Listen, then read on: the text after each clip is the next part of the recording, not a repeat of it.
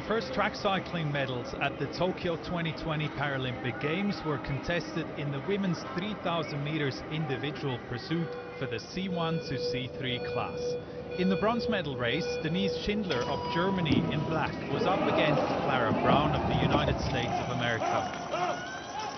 12 laps of the track starting on opposite sides in this head-to-head competition. Schindler, who won 2 silver medals at Rio 2016, was dominant from start to finish. The 35-year-old veteran took the bronze.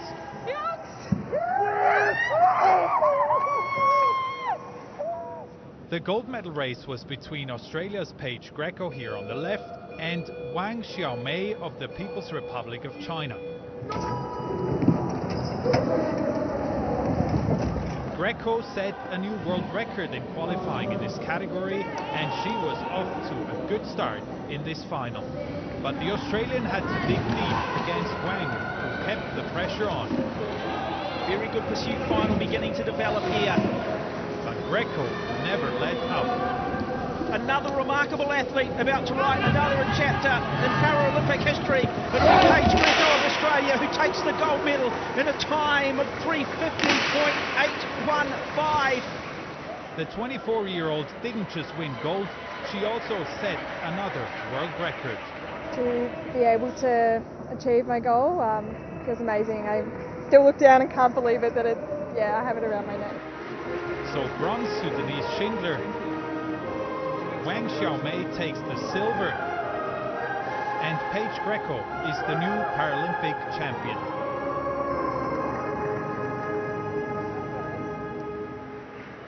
Two more Australians competed for the medals in the women's C4 3,000 meters individual pursuit. In the bronze medal race, Meg Lemon on the right took on Canada's Keely Shaw. Lemon with a powerful start. A very closely contested race. But the Canadian took the lead from the Australian. She kept her rhythm and extended the gap. This will be a wonderful performance for her to pick up this bronze medal. You saw her talking to her coach prior to it. I've got this. Well, does she have it? She will come down. We will wait for it. And it will be bronze to Canada. The gold medal race featured Emily Petricola of Australia here in yellow. She set a new world record in qualifying earlier in the day.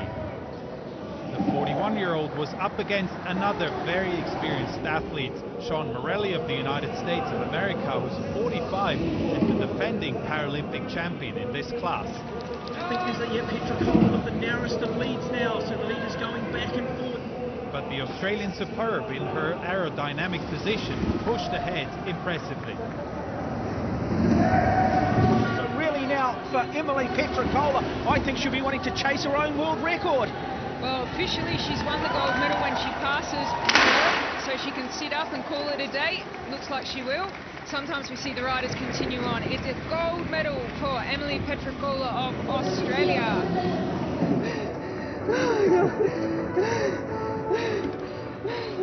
I honestly, I can't believe that it's happened, and I can't describe the emotion and the feeling of having just won the Paralympics.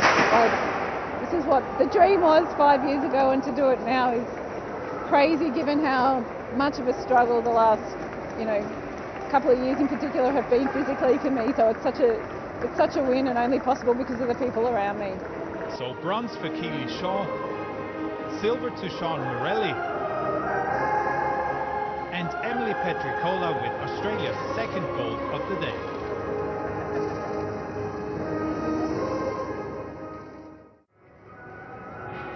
The first of 4 days of track cycling at Izu Velodrome. The medal races in the C5 3,000 meter individual pursuit.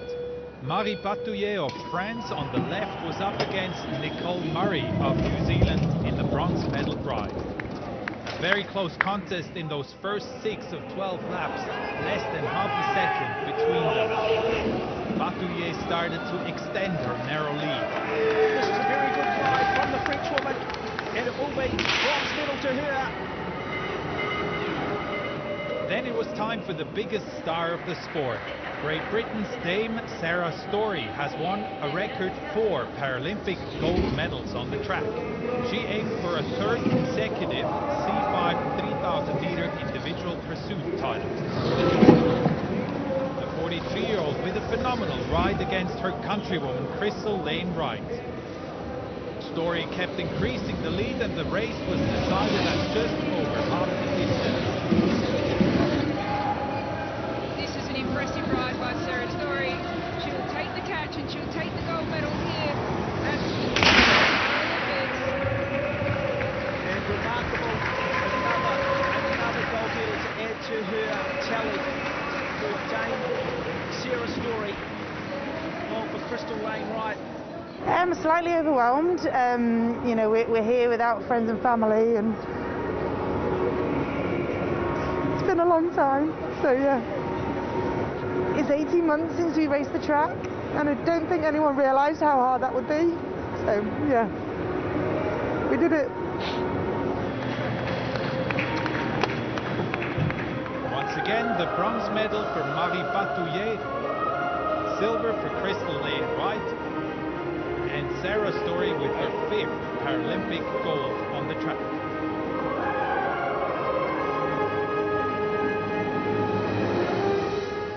The men's speed 4,000 metres individual pursuit medal races. The visually impaired cyclists have the pilot in front. The French rider Alexandre Pioveras and his pilot here in white had a narrow lead for most of this bronze medal ride. 16 laps off the track. Poland with Marcin Polak pushed on and kept edging the pace in the last 1,000 meters. 145 minutes left of this race and it's down to less than 2/10 of a second. This could be Polak who takes it on the run for Poland. Who wins it? Who wins it? And it goes the way of Marcin Polak of Poland. What a performance! Tristan Bangma of the Netherlands in orange set a new world record in qualifying earlier in the day. He was up against Stephen Bate of Great Britain, defending Paralympic champion. The Dutch was comfortably in front, and he built more and more of the lead as the race went on. This is a huge advantage now for the Netherlands because they have got the Great Britain rider inside. It turned out to be a masterclass. It's just a wonderful performance from Tristan Bangma. He is the Paralympic champion. Ja, dit is echt een fantastisch moment. 5 jaar lang hier naartoe gewerkt en dat we hier nu met die gouden medaille staan. Nou, zo'n fantastische race in de kwalificatie onder de 4 minuten, een wereldrecord. Ja, dit is echt onwerkelijk. Alles komt samen vandaag. Ja, ik train heel veel met mijn vader. Dat is fantastisch. En ja, zonder hem was het echt nooit gelukt. Podium with Marcin Polak and the bronze, silver for Stephen Bate. And Tristan Bangma is the new Paralympic champion.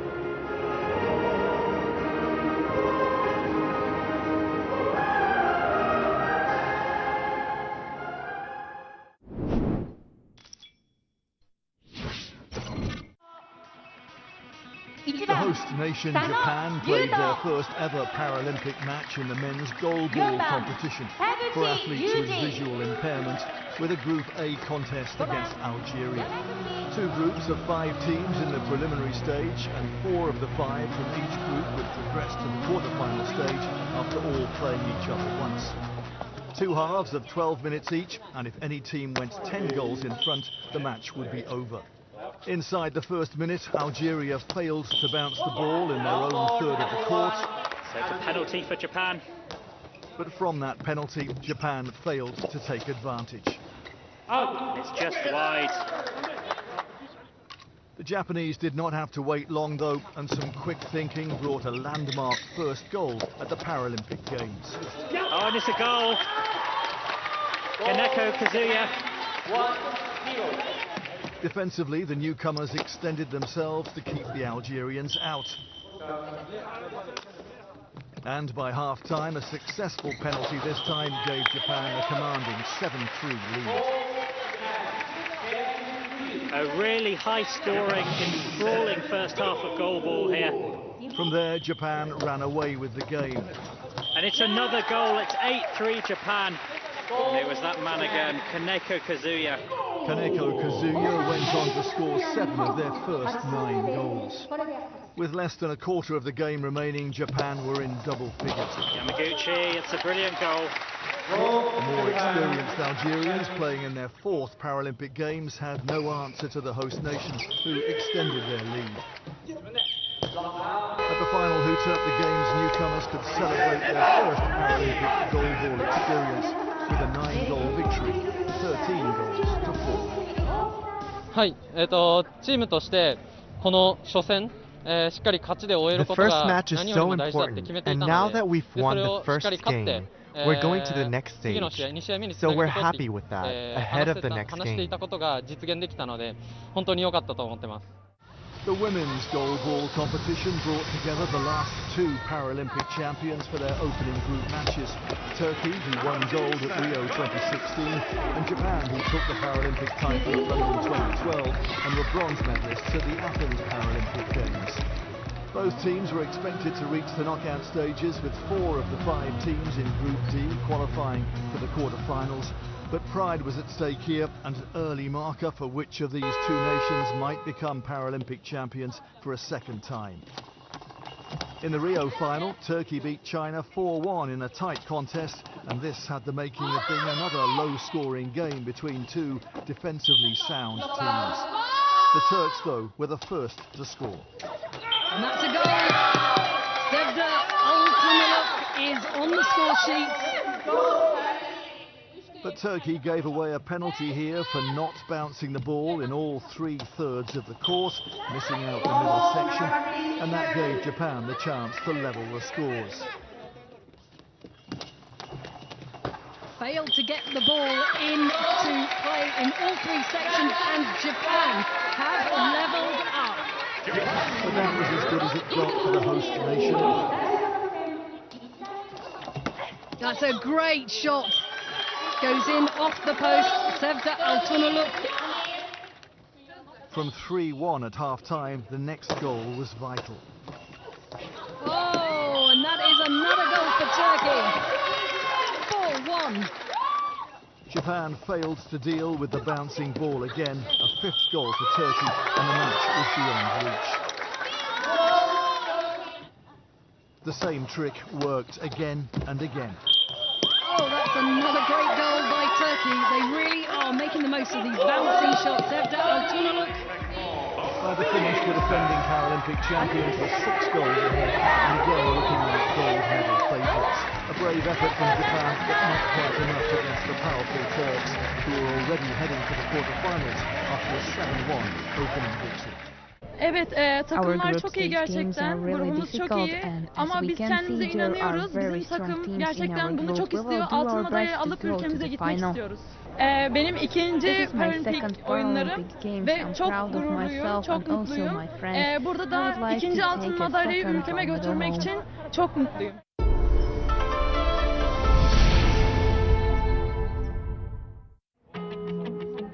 My name is Andrew Parsons and I'm the president of the International Paralympic Committee.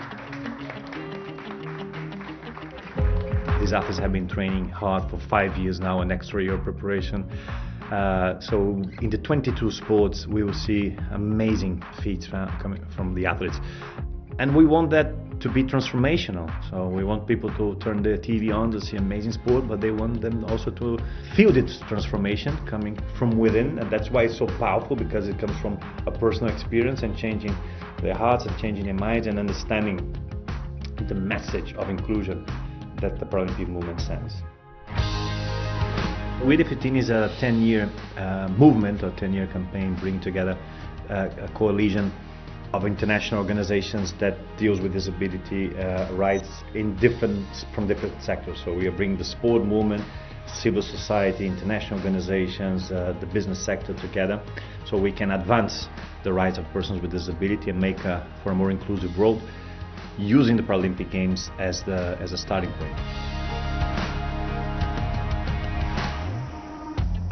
When it comes to the legacy and when it comes to, you know, changing the world, changing global attitudes, normally it's through broadcasting. You know, normally you do it through the TV, the internet now, social media these days, and then this will be on because we'll have more than 4 billion people watching the Paralympics at a global level, including the Japanese society. So I think, you know, they will all feel part of the games, even though they cannot be at the venues, but they will feel part of the games. The games are here in Tokyo. The impact will be amazing around the world, but here in Japan as well, even without spectators.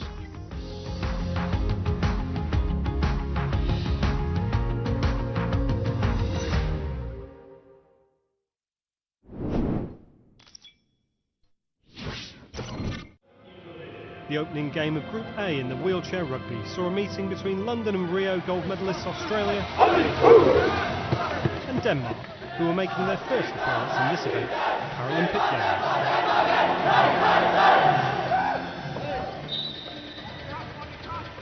The Australia team, playing in their famous green and gold, looking to make it 3 gold medals in a row, started this one as favourites, but found themselves matched point for point in the opening period. The aerial kick from Fredriksson, goaled up by Peters. These two working in sweet harmony at the moment. They'll need to stop Bonds, who's got back by his sides. No chance of that much space. Brilliant first quarter from both teams here. This is a good start. Very, very good start. Many, they have Australia down as the walkover winners of this game, but as we said, these Danes are rising force, and they're not just living with Australia, but they're teaching them a thing or two as well. Fredriksson, highly influential. Australian captain Riley Batt had driven his team into a narrow half-time lead. But Denmark, silver medalists in the 2019 European Championship, continued to keep pace with the Australians into the final period.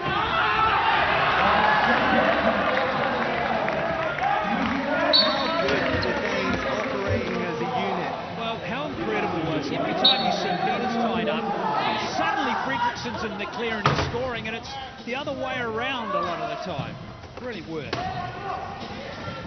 Peters has got Batt in his sights. Holds in before Fredriksson turns up. Stecky over the top, Edmondson, fabulous handling. This match coming alive and drawing out the highest calibre of skills from all of these players now. And with seconds remaining in the match and the scores level, Denmark had possession and the opportunity to record an extraordinary result in their Paralympic Games debut. 6-5 in the hands of Fredriksson, who's been that man all game. Gets it across, 2.7 seconds remain. Australia through the Hail Mary.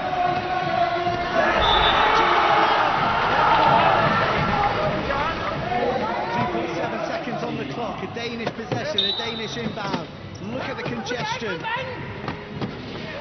Fredriksson takes it, he holds it, he wheels away, and the Danish bench erupts because Denmark have beaten the Olympic gold medalists, Australia, in an epic at the Yoyogi National Stadium. Group A, mixed wheelchair rugby, day 1. Australia, the reigning gold medalist, defeated by Denmark, 53 points to 54. Great Britain faced Canada in the opening game for both teams in Pool B of the wheelchair rugby competition. Great Britain were the winners of the 2019 European Championship, but were still looking for their first Paralympic medal, while Canada had won medals in 3 of the 4 previous games. History suggested that Canada would control this game, but Great Britain led by 2 after the first period, thanks in large to the scoring of Jim Roberts. Roberts, showing excellent wheel work to evade Medell.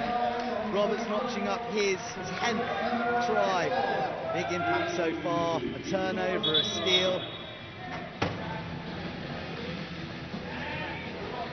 It was a pattern of scoring that continued into the second period, as the Great Britain team maintained and marginally increased their lead as the half drew to a close. Roberts continues to be a complete nuisance as Medell miraculously maintains balance, cartwheeling from one wheel to the other and then goes the length and scores. He enjoys that, doesn't he? Yeah. Look at that. Almost like a trick shot there. Zach Mardell continued to pose the biggest threat for the Canadians throughout the match, but his individual points tally wasn't enough to close the gap with Great Britain. As Jim Roberts and Stuart Robinson combined for a total of 41 points between them to maintain their team's 3-point advantage until the end of the match.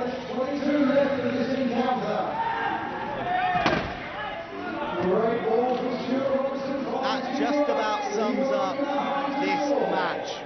Robinson to Roberts, Roberts scoring, GB hit a half century, 5.9 seconds remaining. Not enough time for Canada to overcome this margin, and GB will open their Paralympic campaign at Tokyo 2020 with a resounding victory over Canada. They've strangled them out of the game through the Robinson and Roberts duo. Great Britain, the victors, 50 points to 47 over Canada in Group B, the wheelchair ruckers.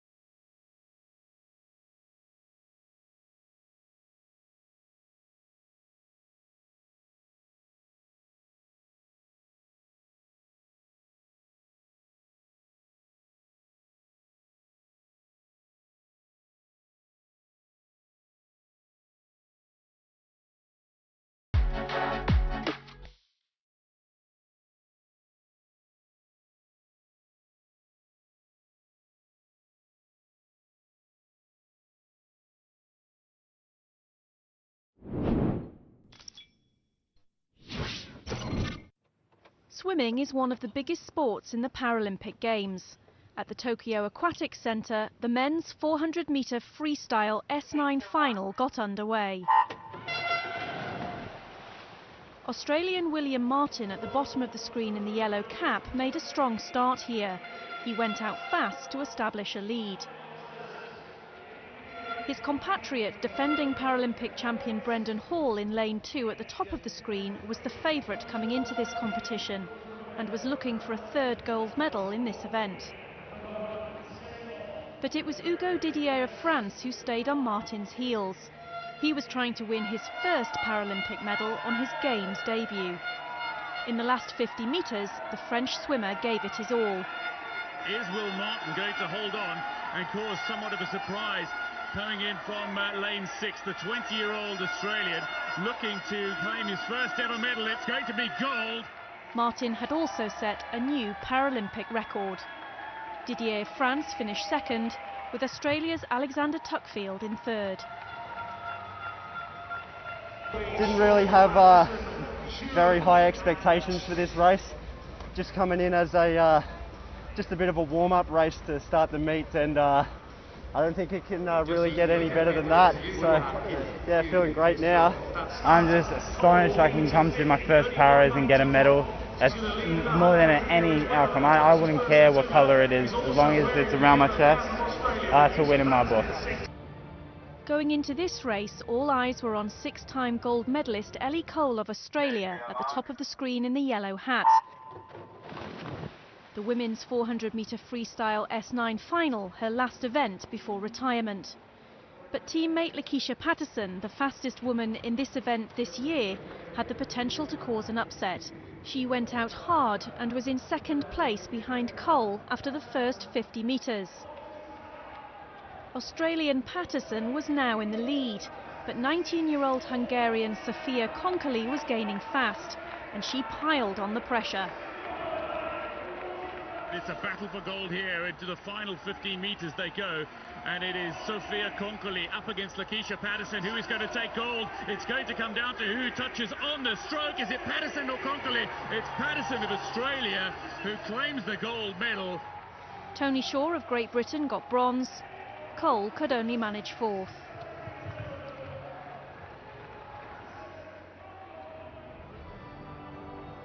Iliad Shalabi from Israel was the man to beat going into the much-anticipated final of the men's 100-metre backstroke S1. Swimming in the white cap in the middle of the screen, he took an early lead.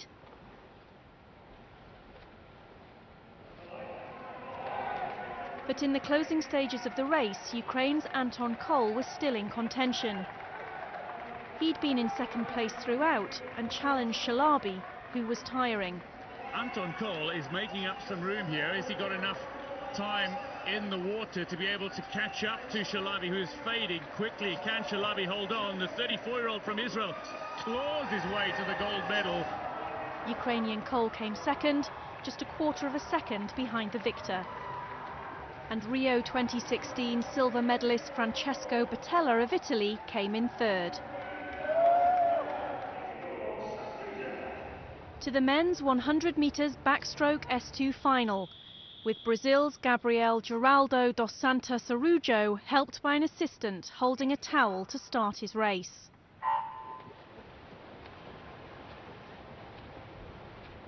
The 19-year-old Brazilian started well, using his legs to power him through the water.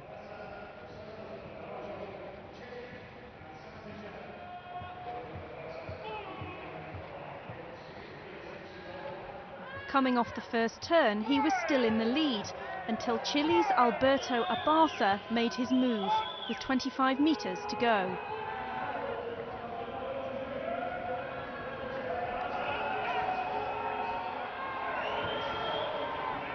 This is going to be a very, very tight battle.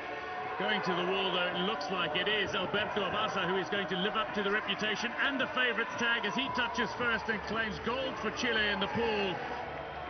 Brazilian Dos Santos Araújo took silver, the Russian Paralympic Committee's Vladimir Danilenko with the bronze.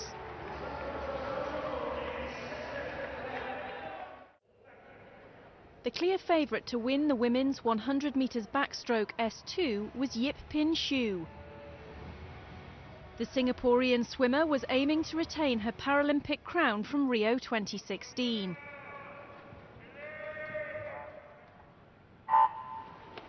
Yip Pin Shu in lane 4 was easily the fastest qualifier in an experienced field. The notable exception was Yamada Mayuki from Japan, just 14 years of age.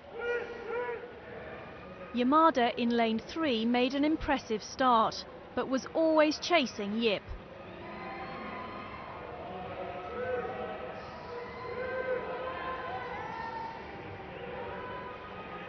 And Yamada is actually, she's hanging in there with Yip. I mean, she looks really good right now. There's really no one else after the second place position that's close to these two. Now you see Yip starting to pull away and extend her lead. She's relying on her arms entirely.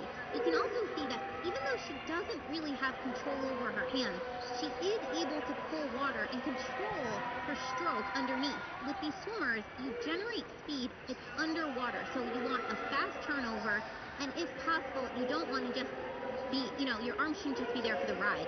And certainly not just there for the ride. She's got to come to the wall. It's outside of her own world record time, but yet again, she is a gold medalist in a major international tournament. She is a champion once more at the Paralympic Games, and Yamada does claim Japan's first medal in the pool, and I can tell you that all the Japanese technical officials around us here are on their feet and applauding. Who's going to claim bronze, though? It is Ramirez, remarkably. A proud moment for Yip, the Paralympic champion once again. Like it feels like it's been a rough year, but after all of this, it's just finally some light to the end of it, yeah. The final of the men's 100 metres butterfly S14 produced a surprise winner. Watch out for Gabriel Bandeira from Brazil in the blue hat in lane 5. Alongside him in lane 4 was Rhys Dunn from Great Britain. Rhys in the red cap was the world record holder, a reputation that counted for little here. But it looks to be Bandeira who's going to cause an upset and a shock victory here in Paralympic record time. This is the first real upset of the Paralympic Games. What a performance from Gabriel Bandeira, who has managed to beat the reigning world champion, the world record holder, and suddenly, oh yes, give me some glory, show me some love. Look at the celebration. This is a genuine upset win. This is not just for me, but for my whole family, and for my friends who are with me. I'm lost of words. I'm very happy. I can't speak. Estou muito feliz com isso. With world record holder Valeria Shabalina in the field, it was always going to be difficult to stop the Russian Paralympic Committee athlete from claiming the gold medal in the women's 100 metres butterfly S14. Shabalina in lane 4 in the white cap soon made her move. She's gone from half a body length down to half a body length in front, approaching the wall at 50. And you can see Shabalina, she not only breathes to her front, but she also breathes to her side. This allows her to get a peek at whoever else is in the heat and to look at her position. So, you know, she knows if she needs to speed up or what. For this second 50, she's going to try and build it. She's taken the lead, and now all she needs to do is to hang on against any last-minute surges from the other folks who are coming down the way. But she looks very good right now. Well, Shabalina, there was talk that her plans for gold might have been upset here. Paige Leonhardt, who swam the fastest time in the world this year just 2 months ago and was looking to upset the apple cart, so to speak, but it is going to be Shabalina, and she's going to do it and crush her own world record in the process. Shabalina swims sub 104, 103.59, the first swimmer to go sub 104. Leonhardt with a sensational silver medal.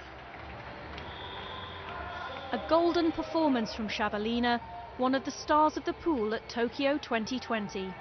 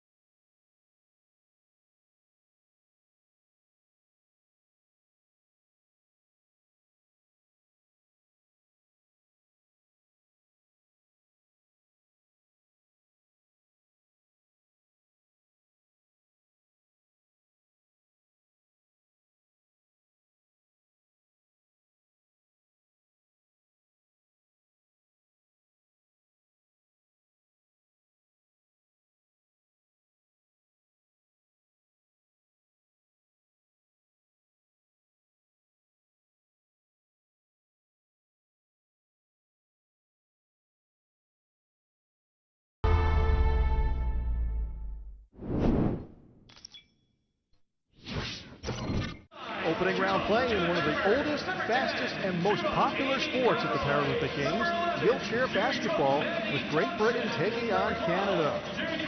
The British women have competed in every edition of the Paralympic Games since 1996, but have never won a medal. They just missed out on reaching the podium at Rio 2016, finishing in 4th place. But after winning silver at the most recent World Championships, expectations were high. Meanwhile, Canada were looking to return to past glory, 3 times Paralympic Games champions, but Canada haven't finished on the podium since the 2004 Games in Athens. Great Britain built an early lead. Laurie Williams with the layup underneath. And then Williams again on the fast break. GB controlling the ball, getting the defense rebounding, outletting to Charlotte Moore to Laurie Williams. Laurie Williams up and under, left side layup. Down by 8, the Canadians responded, led by Kathleen Dandenault. Dandenault wide open, left-handed layup, beautiful scoop, nice finish. Dandenault with 14 points in the first half, but Madeline Thompson started to find her groove, and Great Britain would lead by 3 at halftime. That lead would grow in the second half. Moore for the long distance shot, and it is good. That's going to be 6 points for Moore. Great Britain led by 8 points late in the third quarter before Canada mounted another comeback led by who else but Dandenault. And when she wasn't scoring, she was making court-length passes to her teammates for easy baskets. Great outlet pass by Dandenault to Young as she makes her way down the court, finishes the layup. Dandenault also showed she might have a future in wheelchair rugby, accidentally knocking over Thompson, who was coming onto the court during a timeout. But no harm, no foul, and a smile by both athletes. Thompson would pull Great Britain within 4 in the final quarter. But Dandenault was determined not to let the British back in the game. Dandenault from long, about half a meter above the three-point line, however, sinks the three-pointer. Canada also tightened up their defense. Aaron Young with the block. The Canadians got stronger as the game progressed, going on a 27-11 run to open up a huge lead. Rosalie Lalonde with the late basket gave her 20 points in the game, but that paled in comparison to the 32 points scored by her teammate Dandenault. Canada off to a good start at Tokyo 2020, so it finished Great Britain 54, Canada 73.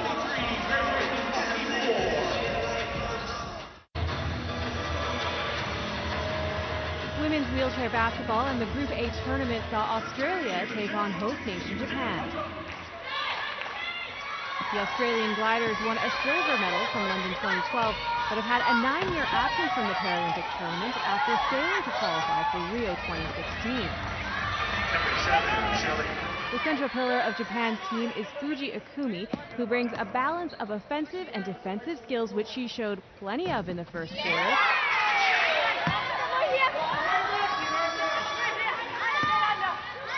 Here, Fuji managed to get into a great position under the basket, scoring 2 points and just beating the shot clock. A close match developed in the second quarter, but Australia fought to bring the score level. Captain Georgia Monroe-Cook showed good link-up play with teammate Amber Merritt. Monroe-Cook with the ball, trying to find a way through, and Merritt just fielding her away. Monroe-Cook sets it up for Merritt. Merritt just misses, but picks up the offensive rebound and gets it in at the second time of asking. What play from these two at the moment. Monroe-Cook and Amber Merritt running the show for the Australians. But the Japanese team did not let up. The stolen ball ended up in the hands of Hagumi Noah. And look at the break here.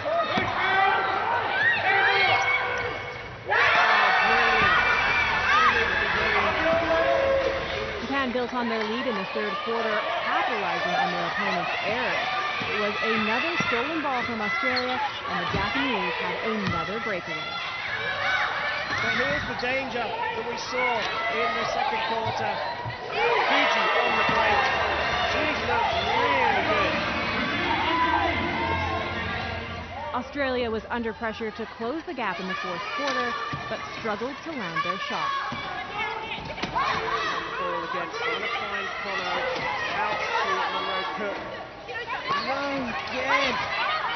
I've got to feel for the Australian captain. Japan proved to be the stronger team in the matchup.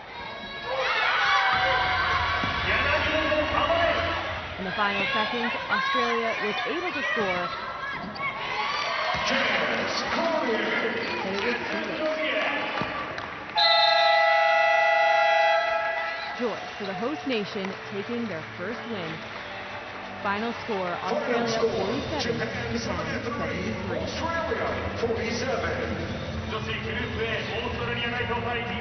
そうですね、初戦の入りとしては、点差もつけられましたし、自分たちの得点っていうのも増やせたので、いいゲームになったなと思います。I think the first half we were doing a really good job, but we just kind of let it slip away from us in the second half. Let them get a few easy shots. And how do you feel about the results?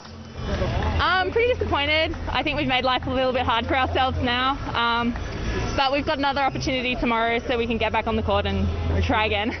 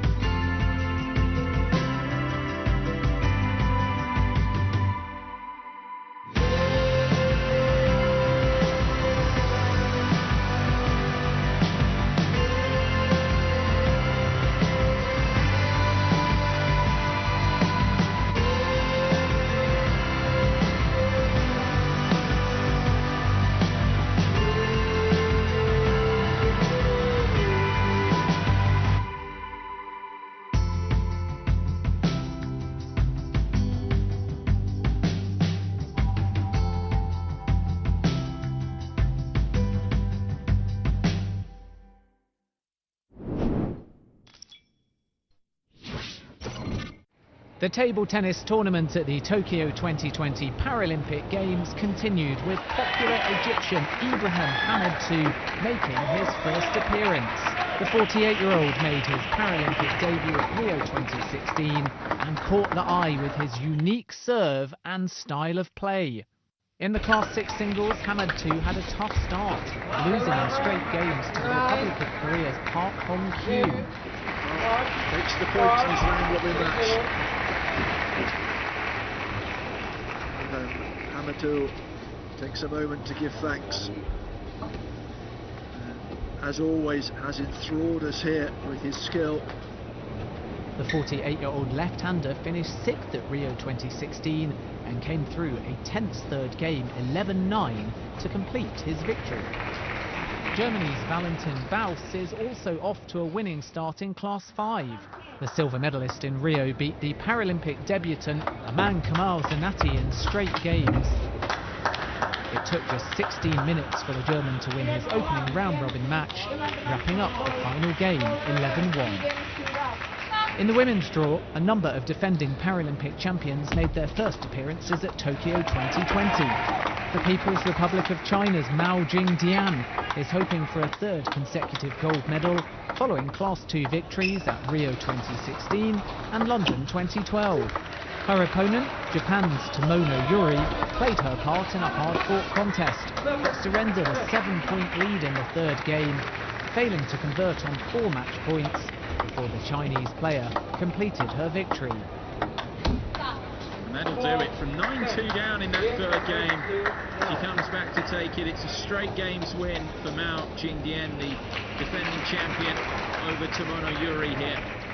In Class 4, defending Paralympic champion Borislava Peric-Rankovic came up against Great Britain's Susan Bailey, who is appearing in her 5th Paralympic Games.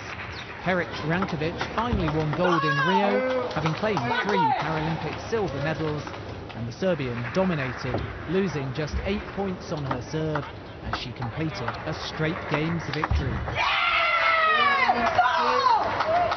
The Netherlands' Kelly van Zon also got her Paralympics underway against Mexico's Claudia Perez-Villalba.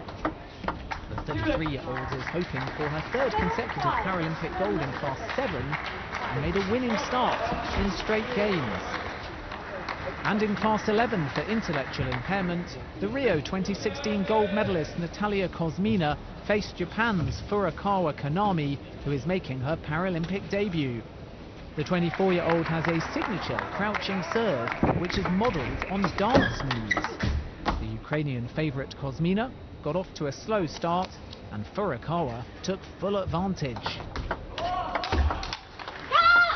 And that will do it. That is a huge win for Furukawa Kanami over the gold medalist from Rio 2016 in this Class 11.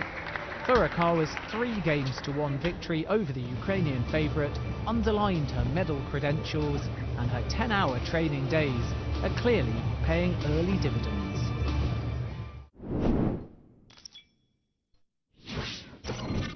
Group B saw Germany take on Turkey in the men's goalball. A sport invented after World War II to help visually impaired servicemen. It's been ever present in the Paralympics since 1976.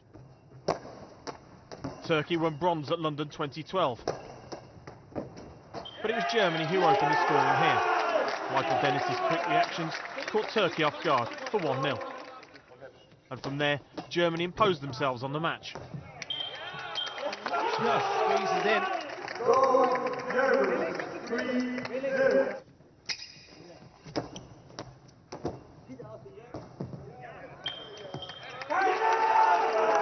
Michael Dennis's third goal put Germany 4-0 up. But from that promising position, they let Turkey back into the game.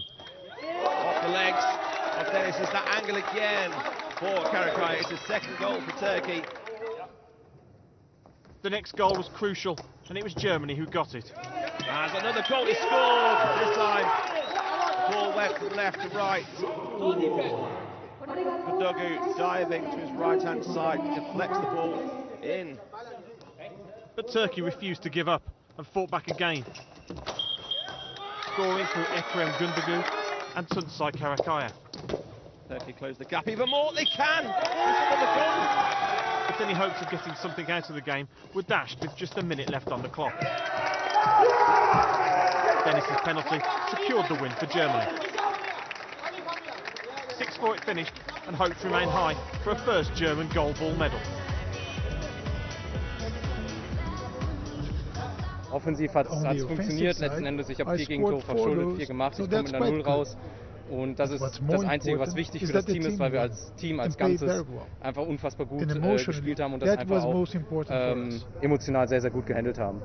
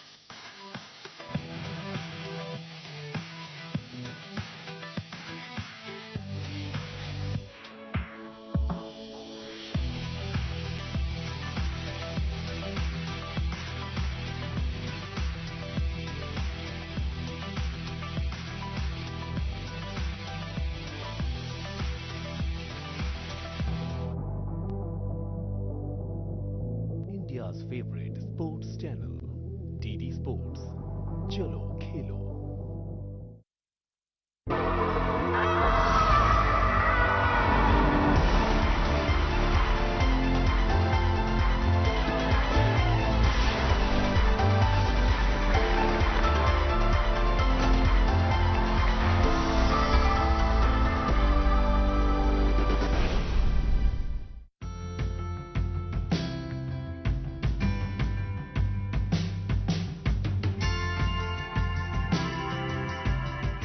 Welcome to Tokyo, which is hosting more than 4,000 athletes at the Paralympic Games. Coming up in this highlights show, the wheelchair fencers take to the piste with gold medals at stake in the sabre. The host nation, Japan, make their first appearance in the wheelchair rugby tournament. And we'll see the Paralympics top swimmers competing for titles at the Tokyo Aquatic Centre.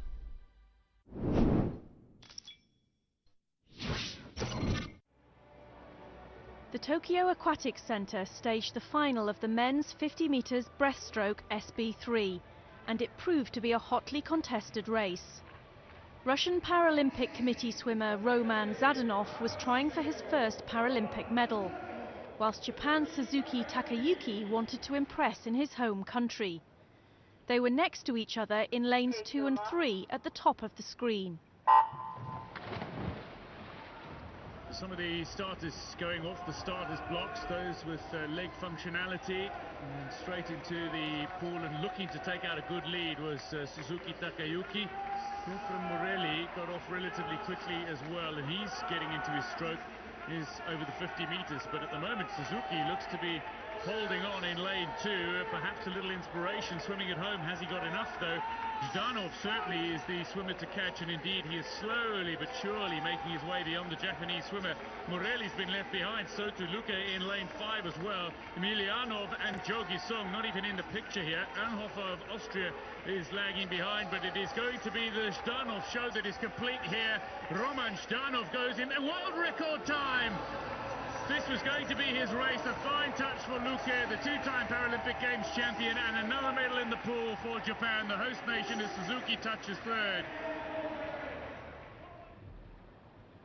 Ukraine were expected to dominate in the women's 50-metre freestyle S6 final. Yelizaveta Mereshko, gold medalist from Rio 2016, was striving to retain her Paralympic title. But Elizabeth Marks from the United States of America had qualified in first place and was looking to cause an upset by winning her first gold medal in this event. The race was on in what turned out to be an all-out sprint. It looks to be a battle between Marks and Mereshko, and Marks is leading the way to the wall. Not far off is Anna Honter going in lane 3. Who's it going to be? Mereshko with a strong finish here. Who's to touch first? Is it going to be Mereshko on the stroke? She does so, and it's a Ukrainian 1 and 3. Marks splits the Ukrainian swimmers. She finishes second, but what a swim from Mereshko. What a finish. Ukraine's Yelizaveta Mereshko took her second consecutive gold medal by 0.04 of a second. The S10 class had a lot to offer in the men's 50 metres freestyle final. Australia's Rowan Crothers in the red cap had come into Tokyo 2020 in fine form. But the reigning Paralympic champion, Ukraine's Maxim Kripak, was looking for his second consecutive gold medal. He was swimming alongside the Australian. And it's anybody for the top 4. Who's going to touch first? It's Crothers ahead of Kripak. Felipe Melo claiming the bronze medal outside of the medals. Only just Stefano Raimondi, the world champion, has missed out on a medal. And Crothers can celebrate.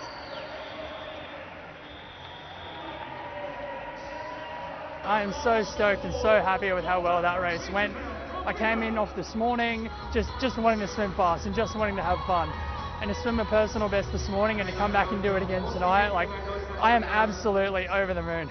My biggest inspiration, honestly, everyone says it and it's corny, but my mum and dad, they worked so hard with me when I was a little kid to get me all of the therapy and all of the support that I needed to, not just to be good in the pool, but to be able to be independent, to be able to like do well in school and everything, to be able to get around. Like, they went the extra mile, well and truly, just to give me all these amazing opportunities. And honestly, when I grow up, I hope I can be like them. I hope someday I have a kid and I can be half as amazing of a parent as they were for me.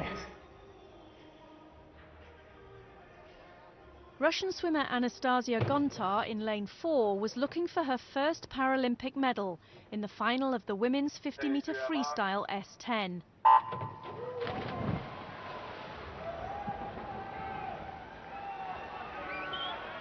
Dutch swimmer Chantal Zederfield in the black cap got off to a great start, but could she capitalise on it? Again, we're looking at under world record pace here. It is Gunter and Zederfield who look to be going for gold. It's Zederfield now who's starting to inch ahead. Will she touch at the wall on the stroke, or will it be the Russian swimmer? It's Gunter just ahead of Zederfield, and Rivard finishes third. She claims the bronze medal by the swim, separated by only 0.04 of a second.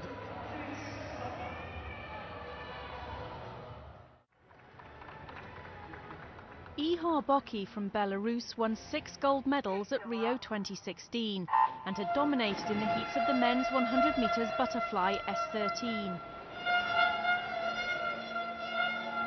Ukraine's Oleksiy Virchenko would have ground to make up if he was to catch the Belarusian. Boki looked strong and comfortable from the start. He was out in front, and that's where he stayed.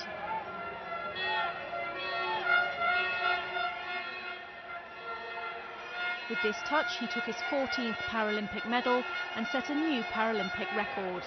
Ukrainian Oleksiy Virchenko won the silver medal, and bronze went to Uzbekistan's Islam Aslanov by just 1/100th of a second. Italy's Carlotta Gilli was the one to beat coming into the women's 100-metre butterfly S13 final.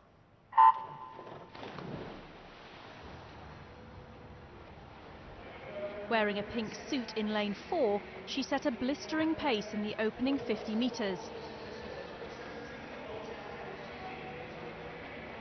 And at the turn was way ahead of the rest of the field.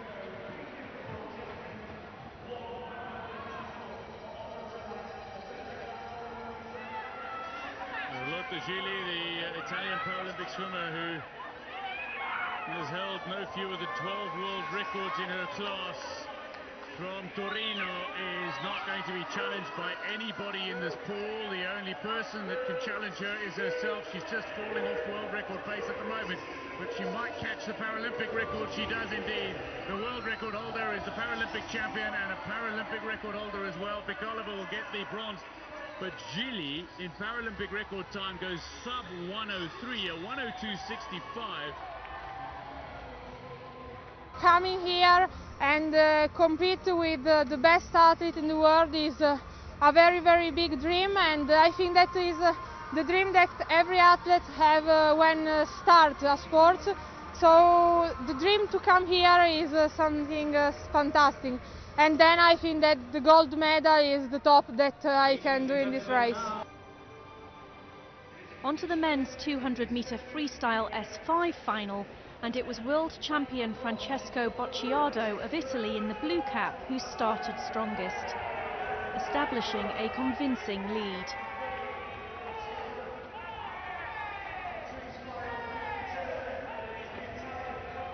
Behind him, Spain's Anthony Bertran Ponce was in second place.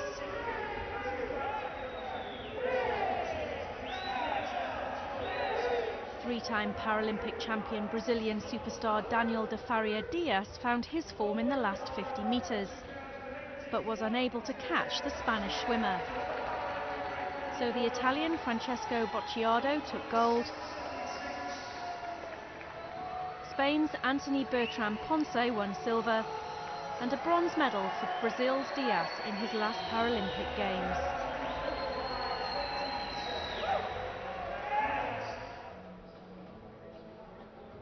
It was Great Britain's Tully Kearney who led for much of the women's 200-metre freestyle S5 final, and at one point she was ahead by more than a body length.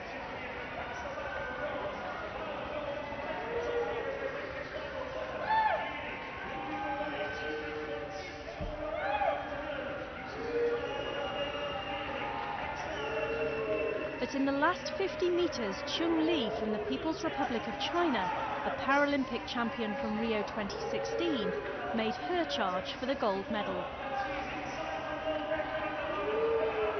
And what a comeback is coming here. It looks like she's just trailing off Paralympic world record record pace and Paralympic pace. This is a very fast closing Zhang Li coming in for the gold medal. She's going to do it. She's going to overturn Sally Kearney, is she? Or will it be the Great British Swimmer? It is Zhang Li with one of the most remarkable comebacks to claim gold ahead of Sally Kearney in the fading strokes. Loses out as she claims silver. Porgioni will claim the bronze medal.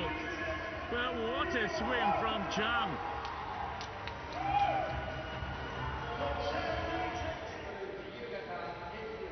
21-year-old Ben Popham from Australia had set the fastest time this year and was hoping for a podium finish at Tokyo 2020.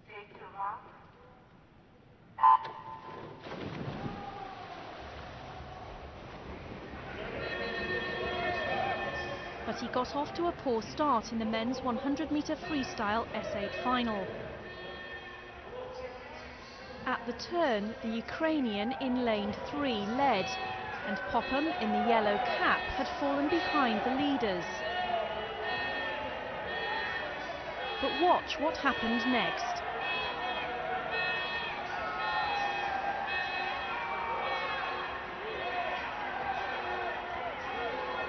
Well, looking to come to the wall here is Ben Popham, the 21-year-old. He set the fastest time of the year, but is he going to claim Paralympic gold as well? It is going to be gold for the Australian. Nikolaev takes the silver for RPC, and Mikolantakis of Greece. It's an emotional medal for Ben Popham.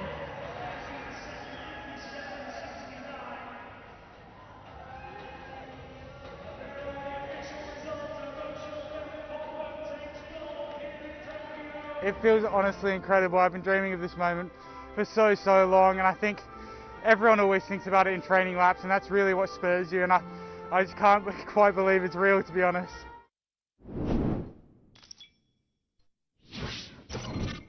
In women's goalball, Group C saw a match-up between Israel, making only their second appearance in this event, and an Australian side who have never gone past the group stages. In this format, 2 groups of 5 compete, with the top 4 in each progressing to the quarter-final stage. Israel made a fantastic start,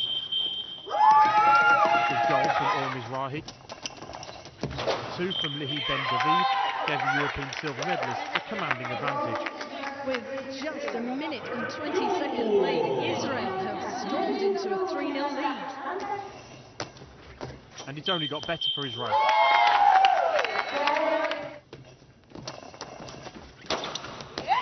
Ben David is on fire today. 3 more from Ben David saw Israel extend their lead to 6. Israel are playing this game so well.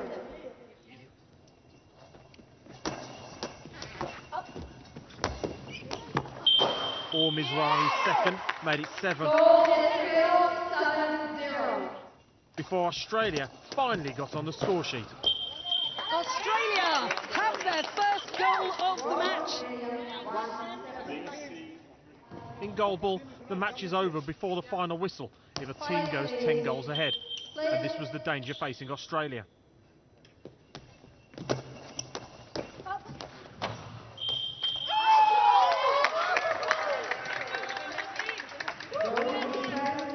An incredible display by Ben David was capped by 2 more goals. She is unstoppable. Lihi Ben David with her 7th goal of this game. Before a brace from Ellen Mahamid caps a perfect performance from Israel. Goal Israel 11-1. 11-1 it finished, with Ben David scoring an astonishing 7. This team will be hard to beat. Brazil faced the bronze medalists from Rio 2016, the United States of America, in the women's goalball, with the Americans hoping to be better this time around. Foregoing the usual throwing technique, this effort by Ana Carolina Duarte Custodio gave Brazil an early lead. But the United States weren't trailing for long. And it's a goal to level the game.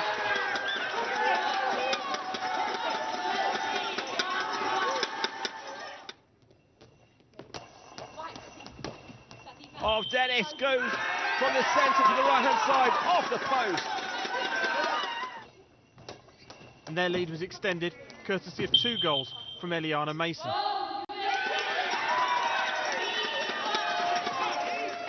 To give the Americans a lead of 4-2 going into half-time.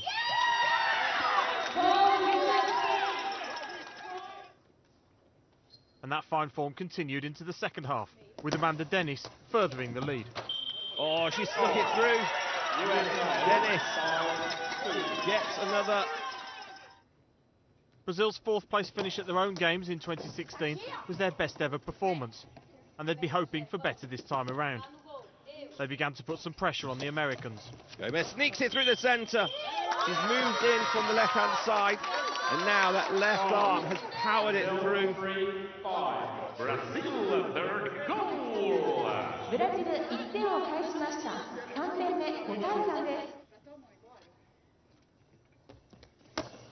Jessica Gomez scored again to put Brazil within just one of their opponents. But any hopes the Brazilians had of getting something out of the game were dashed with 3 minutes remaining. Dennis scored this penalty to put her team 6-4 ahead.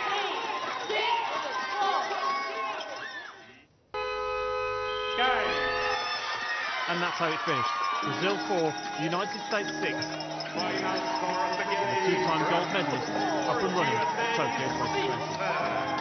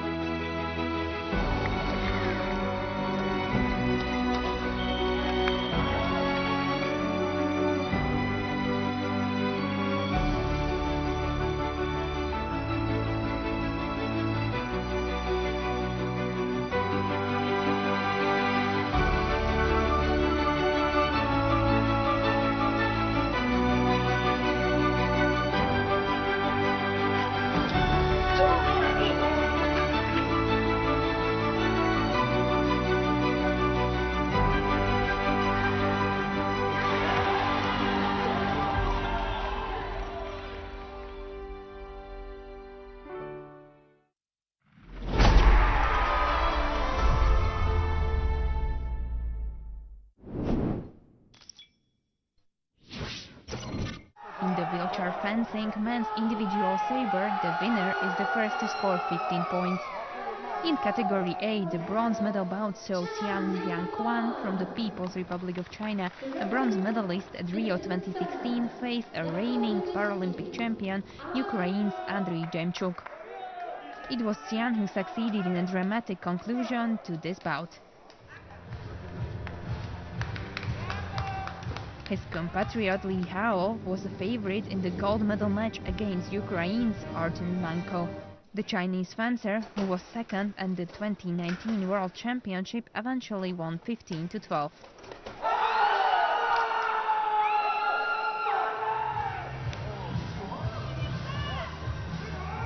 Panagiotis Triantafylou of Greece, the silver medalist at Rio 2016, was too strong for Maxime Vallet of France in the bronze medal bout in category B of the men's individual sabre.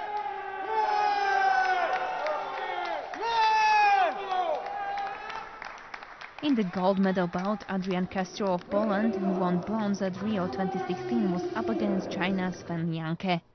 This time Castro had silver, but China's Sven Janke took the Paralympic title 15-11.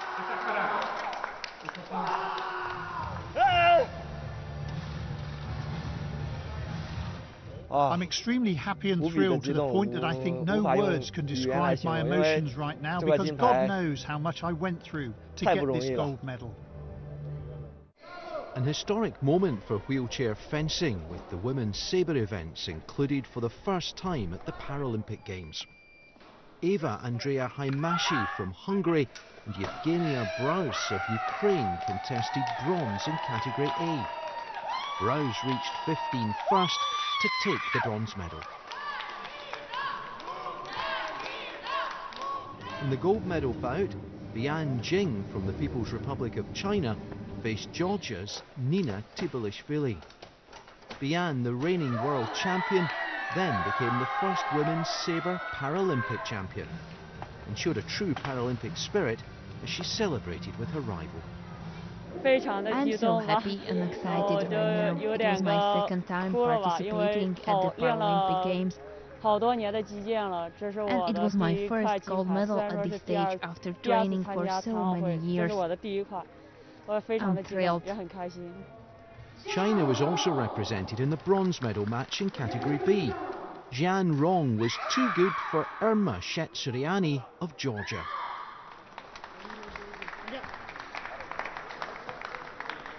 In the gold medal bout, world champion Tan Shumei of China faced Elena Fedota of Ukraine, the world #2.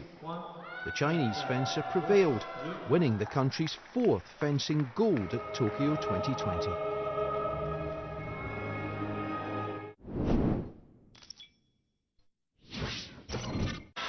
Wheelchair basketball and a men's Group A match pitched Spain against the Republic of Korea.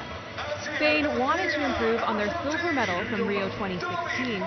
The Koreans, a young team, were back at the Paralympic Games for the first time since Sydney 2000. Spain took an early lead in the first quarter and lent on the experience of their captain, Asier Garcia. Oh, how did you get out of that? Phenomenal. The Koreans were down by 6 at the start of the second, but were determined. Spain needed to neutralize the Korean speed and movement as they fought to maintain their lead. Great shot, what a brilliant pass. With Spain's lead reduced to just 3 points, it came down to an intense final quarter. This attempt by Garcia was under scrutiny by the referees, who questioned whether it should be allowed because of the collision of the wheelchairs had slightly lifted him out of his seat. For that reason, the score didn't stand. The Koreans had an upset in their sights, but Spain's composure began to waver.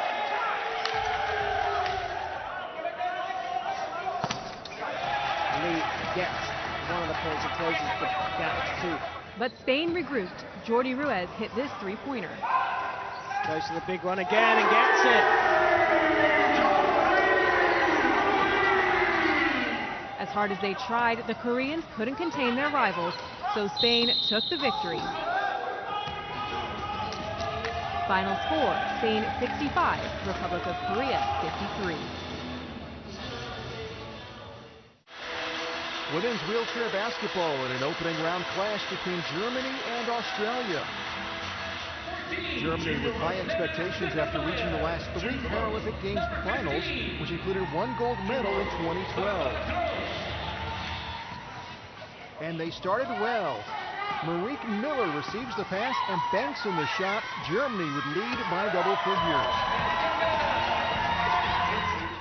Amber Merritt did her best to keep Australia close. This basket off the missed free throw gave her 2 of her team-high 27 points. But Germany held a comfortable lead throughout. Up by 20 at halftime, they would never look back. Germany recapture possession with Miller, and that's what she does so well. Gathered it up most impressively. Miller topped all scorers with 30 points to lead Germany to an impressive opening win, 77-58 over Australia.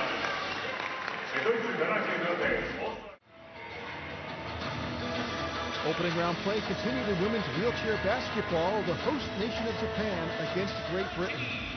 Japan making their 8th Paralympic Games appearance and their first since 2008. The British hoping to reach the podium in Tokyo after just missing out with a 4th place finish in Rio.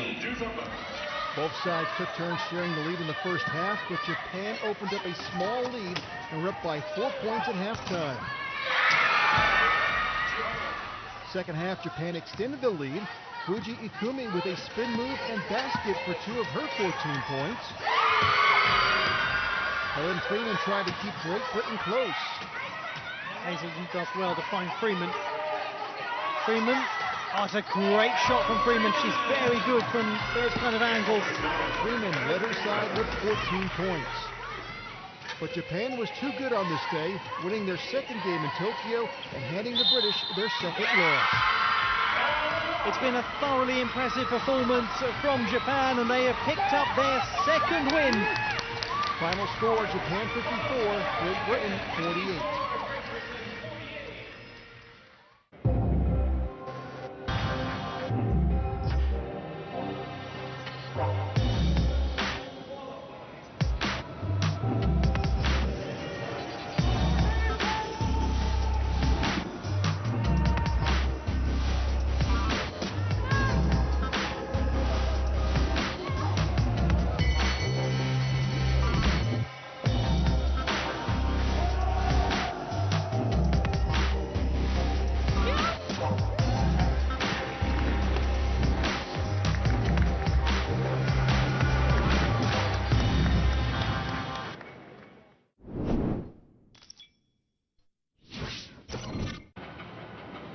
Velodrome hosted the women's B1000 meter time trial medal race, a tandem event.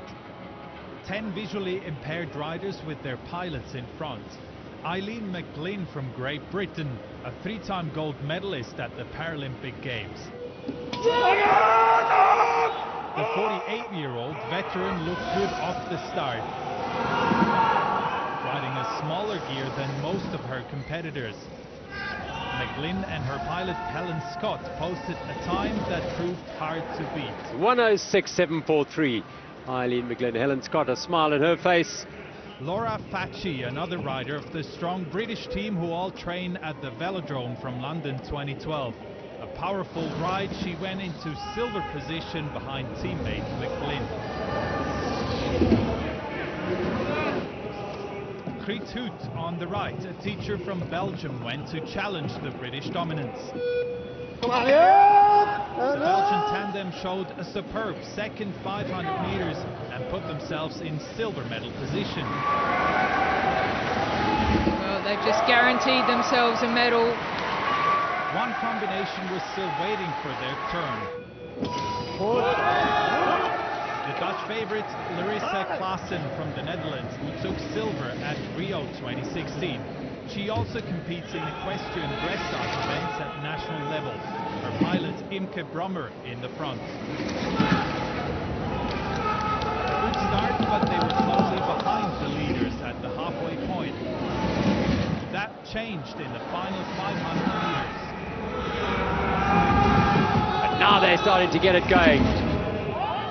Half a lap to go, and Larissa Klaassen is looking at the gold medal here, just losing a line a little bit there as they come to take the line, and across the line they will take the gold medal by 1.452, a new Paralympic record along with it. Larissa Klaassen from the Netherlands. Everything falls in place today, and we know it's possible in forehand, and all the times this week were pretty fast, faster than ever. So yeah, and then we saw the time of the British girls, and we know, oh, we can beat this, but then you still have to do it. And yeah, what I say, everything falls in place today. So what we have worked for came out, and yeah, today it's the day, and all the long years you have trained for, and that today it was possible. Yeah, it's amazing. So bronze for Belgium's Kriet Hout. Eileen McGlynn of Great Britain won silver, and the Netherlands' Larissa Klaassen is the new Paralympic champion.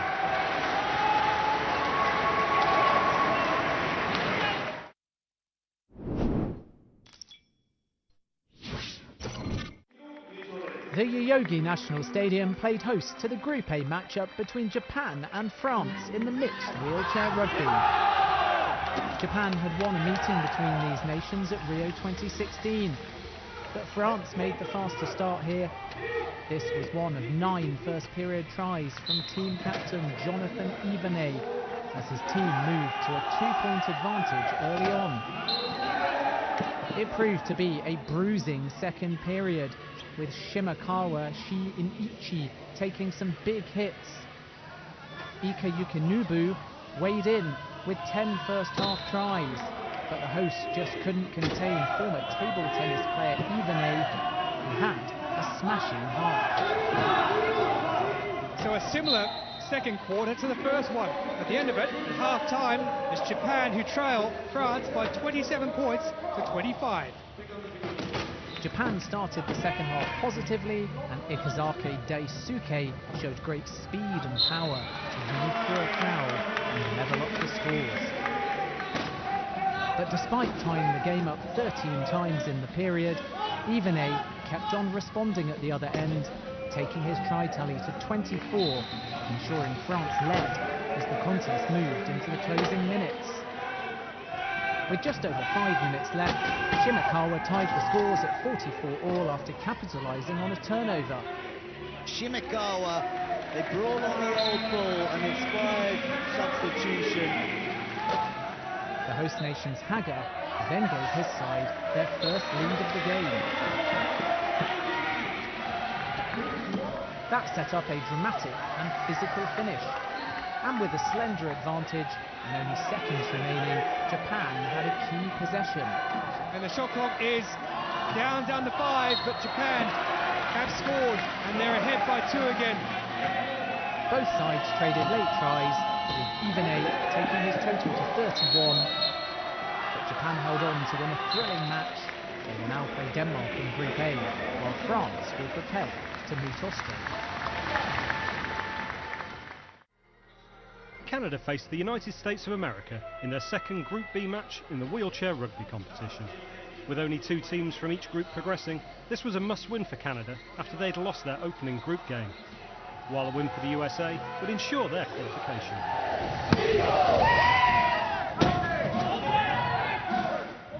And it was the Rio 2016 silver medalists, the USA, who took an early advantage before this block from Zach Mardell forced the turnover and enabled Travis Morale to put the Canadians back on terms.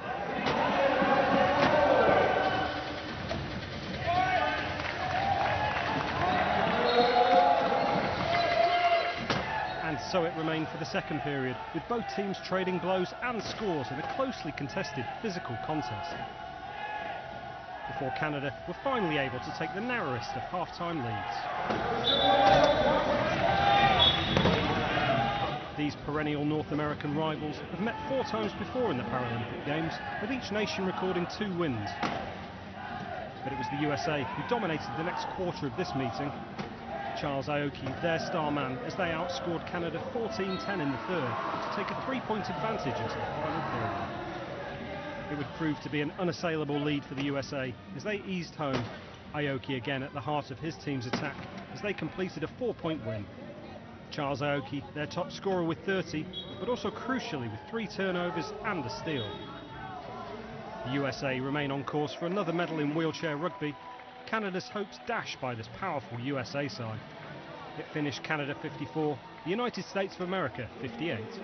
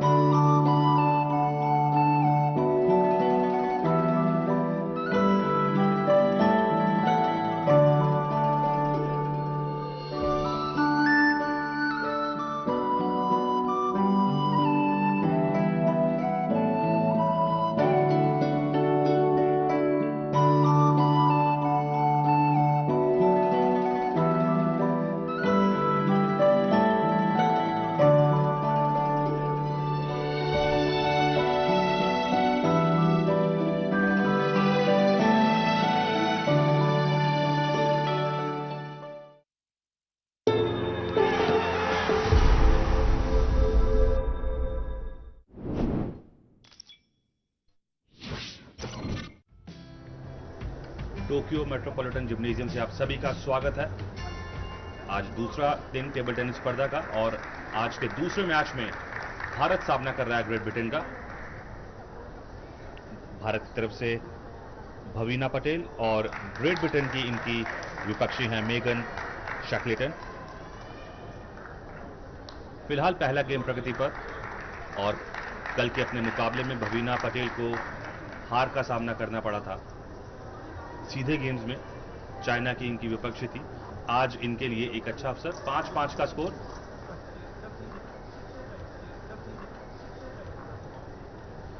अच्छा प्रयास, backhand से place किया। 6-5 पहला game और आगे इस समय भारत।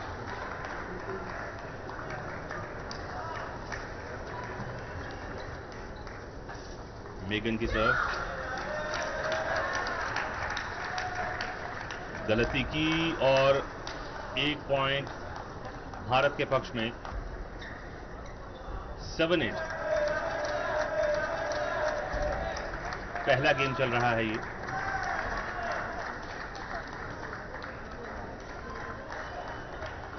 एक और गलती और एक और पॉइंट भारत के लिए। 9-7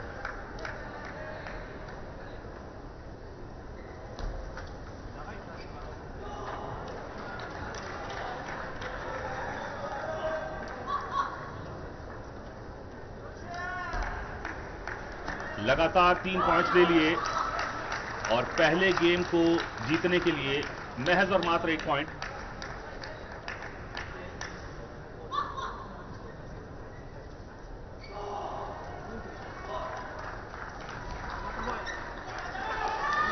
एक पॉइंट और 11-7 के स्कोर से पहले गेम को अपने नाम किया भवीना पटेल ने। तीसरे गेम के लिए तैयार है भारत और ग्रेट ब्रिटेन। भवीना पटेल भारत की और मेगन जो वर्ल्ड रैंकिंग में 10वें नंबर पर हैं, आमने सामने इस तीसरे गेम में। पहले सर्व भवीना की तरफ से, अच्छा स्मैश था, डिफेंस की कोशिश, लेकिन पॉइंट मिलता हुआ मेगन को।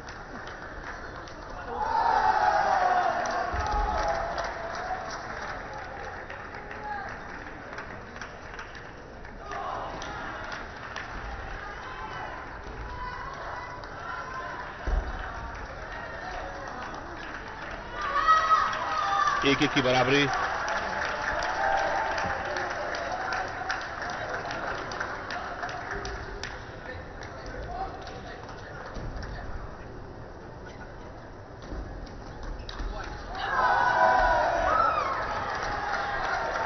उम्दा प्लेसमेंट, पॉइंट मेगन के लिए। 2-1।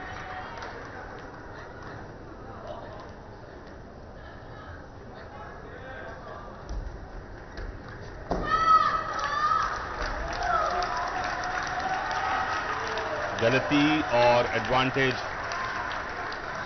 ग्रेट ब्रिटेन के लिए। 3-1।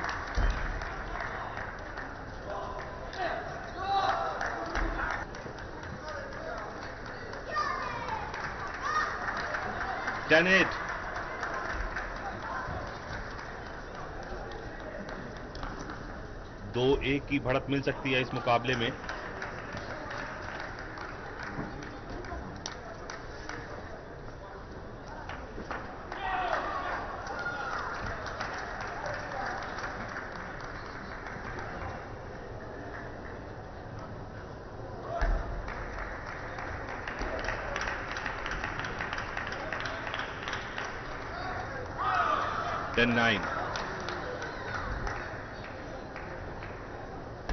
सर्विस मेगन की है, एडवांटेज भारत के पास है 1 पॉइंट का।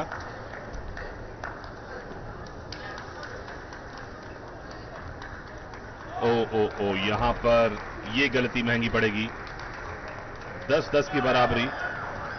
8-10 से लगातार 2 पॉइंट्स दे दिए।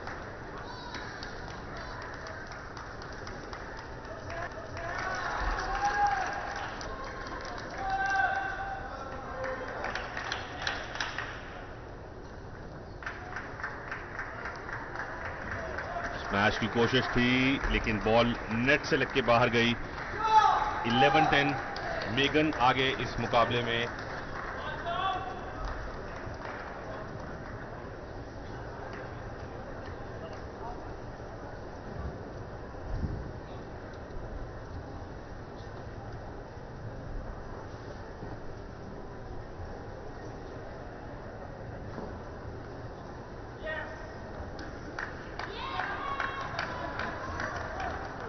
वापसी यहां पर भवीना के द्वारा।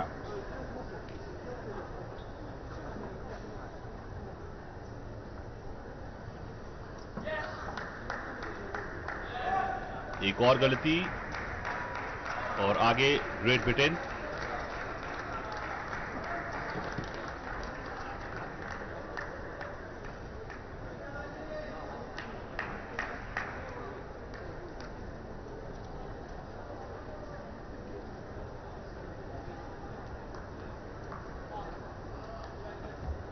अच्छा स्मैश और बराबरी एक बार फिर से 12 ऑल।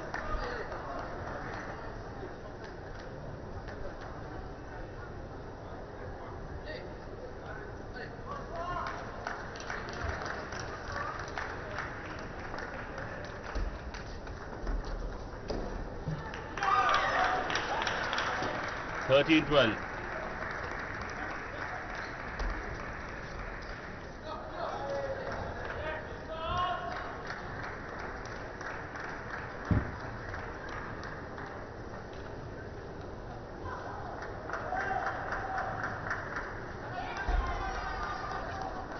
संघर्ष कर रहे हैं दोनों प्लेयर्स और इस दूसरे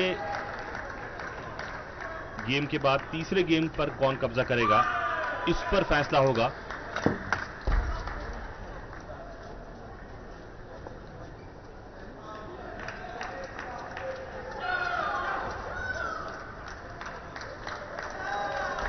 एक बार फिर एडवांटेज नहीं मिल पा रहा भवीना को। 14-13 का स्कोर है।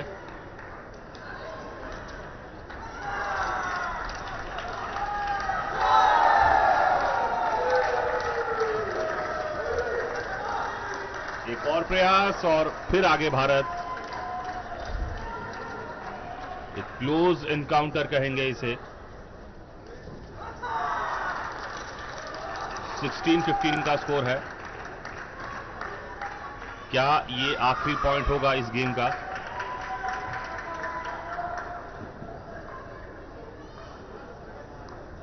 अच्छा स्मैश और भारत ने 2-1 की बढ़त ले ली है। 17-15 से इस तीसरे गेम को जीता और 2-1 का एडवांटेज अब भारत के पास। ये बहुत ही इंपॉर्टेंट गेम हो सकता है भारत के लिए। फिलहाल चौथे गेम में 7-8 का स्कोर। 2-1 से आगे है भारत। भवीना की सर्विस। ये क्रूशियल गेम है, इंपॉर्टेंट गेम है भारत के लिए।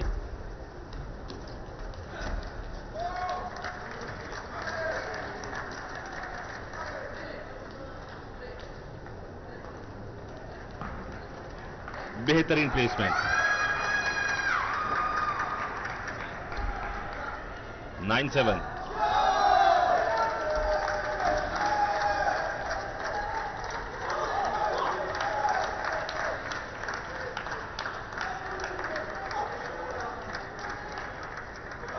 एक गलती और 5 गेम का मुकाबला हो सकता है, बिकॉज 2-1 से आगे है भारत अभी और 10-7 का अंतर बना लिया है मेगन ने।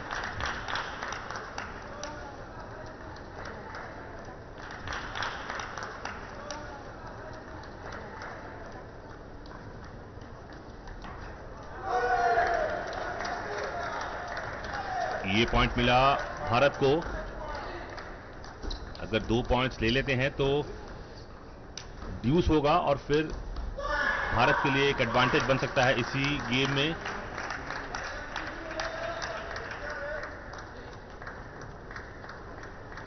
एक अच्छी रैली और अंतर कम किया भवीना पटेल ने। 9-10 का स्कोर। सर्व भवीना की।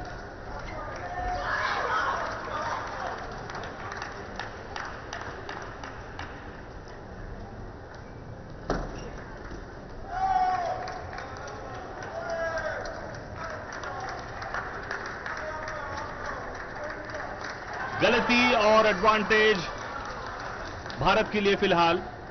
देखा जाए तो 8-10 से 10-10 की बराबरी पर आ गई हैं और यहां से एडवांटेज एक क्रिएट कर सकती हैं। सर्विस फिलहाल मेगन की।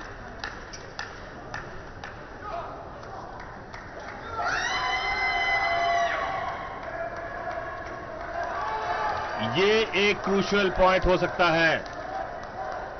पहली मर्तबा भारत पैरालंपिक टेबल टेनिस स्पर्धा में हिस्सा ले रहा है और ये जीत एक बड़ी जीत, एक ऐतिहासिक जीत हो सकती है।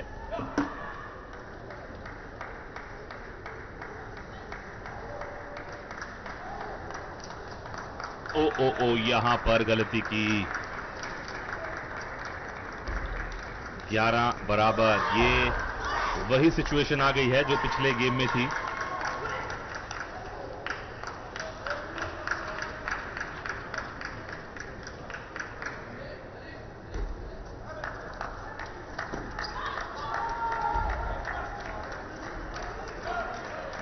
गलती की और फायदा भारत के लिए। 12-11 का score. Important point, crucial point.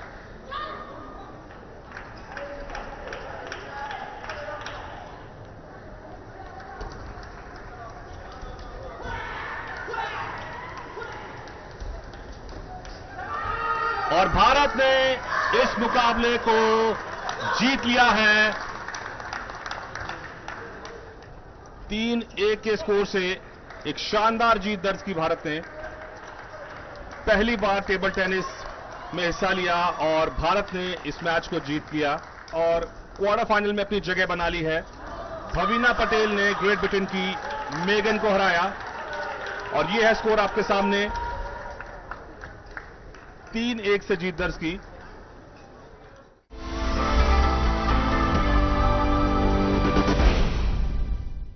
जो मेरी अपोनेंट थी, जो मेरी अपोनेंट प्लेयर थी, उसका नाम मेगन है और उसके साथ खेलने का इतना एक्सपीरियंस नहीं है मुझे, लेकिन फिर भी वो मेरे लिए एक एक्सपीरियंस था और उसके लिए मैंने पहले से प्लानिंग बनाया था कि मुझे उसके साथ किस तरह से खेलना है। तो वो प्लानिंग को मैंने इम्प्लीमेंट किया है और वो मेरा सक्सेस हुआ है। तो मुझे बहुत खुशी हो रही है कि मतलब एक एक पॉइंट की फाइट चल रही थी हम लोगों का और बहुत अच्छा स्कोर भी रहा। तो मुझे बहुत अच्छी मुझे बहुत अच्छा फील हो रहा है। मेरे कोच ने मुझे यही बोला कि जो चला गया है वो तो अभी वापस नहीं आ सकता, लेकिन अभी जो नेक्स्ट है उस पे टोटली फोकस करना है और उनके वीक पॉइंट जो है उस पे अटैक करना है। तो ये जो चीज थी वो मैंने दिमाग में बैठा ली थी और उसी को मैं इम्प्लीमेंट कर रही थी और जो प्लान दिया था मुझे कोच सर ने उस हिसाब से मैं खेल रही थी। तो वो प्लान भी सक्सेस हो रहा था। मेरा यही था कि मुझे अपने आप पर प्रेशर नहीं बनाना है, मुझे बस अपनी लीडिंग कंटिन्यू रखनी है ताकि मतलब उस पर प्रेशर बना रहे और मेरे पॉइंट्स बढ़ते चले जाए। सारे भारतवासियों को थैंक्स बोलना चाहती हूँ। उनके सबके ब्लेसिंग्स की वजह से ही आज मैं यहाँ इतनी फाइट दे पाई हूँ और स्पेशल थैंक्स मैं sports authority of India, Paralympic committee of India, हमारे जो इंस्टीट्यूशन है, हमारी ब्लाइंड पीपल एसोसिएशन और table tennis federation of India, उन सबको ही मैं बहुत बहुत धन्यवाद करना चाहती हूँ कि उन सब ने ही हमें बहुत अच्छा सपोर्ट किया है, जिसकी वजह से हम इतना फाइट दे पा रहे हैं। टॉप से भी हमें जो फैसिलिटी मिल रही है उसकी वजह से हमें जो रोबोट वगैरह मिला है तो उससे प्रैक्टिस हमारी बेटर होती है। Table tennis was kind of, ये नहीं बोलेंगे कि अनएक्सपेक्टेड, लेकिन वो भी अच्छा परफॉर्म कर रहे हैं। उन्होंने ग्रेट ब्रिटेन को हराया आज। नहीं, बिल्कुल अच्छा परफॉर्म कर रहे हैं। हालांकि पहले राउंड में उनकी जीत नहीं हुई थी क्योंकि शायद उनको प्रॉपर एक्लिमेटाइजेशन नहीं हुआ था। अभी एक गेम के बाद वो दूसरे गेम में बहुत अच्छा उन्होंने परफॉर्म किया है और मैं एक्सपेक्ट करता हूँ आगे के मैचेस में भी वो अच्छा परफॉर्म करेंगे। After the warm-ups were completed at the Makahari Messa Hall, it was Belgium who took the first throw in their Goalball Group B match against the People's Republic of China. When the two teams met at the London 2012 Paralympic Games, Cleeson Mapreni was involved in a rare 0-0 draw. However, this time, it was to be no such deadlock. And what a start for Belgium. Cleeson Mapreni with his first throw in the game. Mapreni's powerful throws continued to prove effective, handing Belgium a 3-0 advantage. Yet the three-time Asia-Pacific champions didn't allow Belgium to have things all their own way. Well, China have a goal back through Yang Mingwan. World Championship bronze medalists Belgium made it 4-1 at the break, and left-wing Cleeson Mapreni didn't let up in the second half as he added further goals in a stunning individual performance. And it's another from Cleeson Mapreni. He's been absolutely prolific today. Penalties crept into the game for failing to bounce the ball in each third of the court, but whilst Belgium saved two, China couldn't stop Bruno van Hove or Wassima Amnia in the one-on-one situations. And Belgium have another. Belgium make it 10. Cleeson Mapreni finished with 8 goals to his personal tally as Belgium ran out 10-3 winners in an ideal start to their Group B campaign. The People's Republic of China still have 3 games left to bounce back from a difficult opening game and secure their place in the quarter-finals. The Russian Paralympic Committee already has one win under their belts as opponents the People's Republic of China began their Group C campaign in the Makahari Messe Hall. The Chinese team have been silver medalists at the last 3 Paralympic Games, and they showed their intent to go one better in Tokyo with an early goal from Chao Zhenhua. But an in-form RPC team found an immediate reply. And what a way to return the favour. Arina Aristova just seconds after RPC conceded. Goals from Gerasimova and Aristova turned the game around for the RPC before China's Paralympic debutant Zhenhua found the net again in a tense match. And it's 3-2. China have their goal. The RPC weren't finished for the first half though, as Aristova's shot bounced right on the line of the neutral zone before beating the defence, and despite China appealing for a long ball penalty, they trailed 4-2 at the interval. The second half was then dominated by defensive play as the scores remained close. Almost 8 minutes since we've had a goal, which in goalball standards is almost an eternity. It was China who broke through the defensive wall one last time, but with just 2 seconds left on the clock, it was too little too late. An RPC win with the most slender of victories. 4-3 was their winning score. The RPC move into position at the top of Group C for now, but the People's Republic of China will fancy their chances of advancing after a very solid start. Opening round play in men's wheelchair basketball, the defending Paralympic Games champions, the United States of America, against Germany. The Americans, including 8 of the 12 players who won gold in Rio. Here comes Sirio. He'll have a chance at a layup off the glass in the hoop. Sirio, no mistake. Number 11, Stevens. But it was the Germans who controlled the pace in the first half with 5 3-pointers, including 3 by Thomas Bomo. Germany up by 6 at halftime. But the defending gold medalists fought back with this decisive basket in the final minutes. Scott, still time. Bell, underneath Jennifer, off the window and in. The U.S. reclaiming a 3-point lead. 4 seconds, 3, they put it up. It's off the mark, rebound, Bulldog! The United States survived the scare, holding on for a thrilling 58-55 win over Germany. The USA 58, a great comeback over Germany 55. First round play in men's wheelchair basketball in a meeting between Canada and the reigning silver medalist from Spain. The Canadians came out firing. Now Donchin fires, and that's a 3-pointer. And our first basket of the game goes to Canada. But that would be one of the few highlights for Canada in the first half. As Spain took control, the Spanish would build a double-digit lead and own a 17-point advantage at halftime. There was no letting up by Spain in the second half. 38-year-old, 3-time Paralympic veteran, puts up the long shot. Boy, he's unhindered like that. No mistake. Spain off to a strong start in Tokyo, already with 2 wins in Group A after this 36-point victory. Canada 41, Spain 78.